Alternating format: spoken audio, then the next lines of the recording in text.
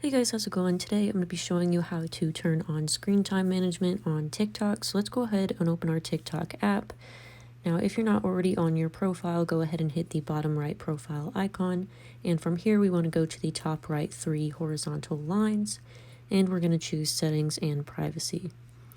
Now what we want to do is we want to scroll down just a little bit and you will see a little umbrella, and next to it it says digital well-being. Go ahead and choose on that.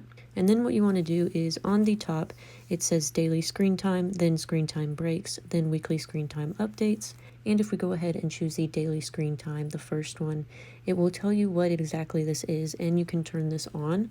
So basically what this is you give yourself a screen time limit on TikTok and you will set the daily limit down below where it says 60 minutes, and you can change this here. And what it will do is after your 60 minutes or whatever time that you set is up, it'll notify you that you have reached that time limit and you have to enter a passcode that you choose to keep using the app. So if this helped you guys out, don't forget to subscribe down below, like the video, and I'll see you guys in the next one.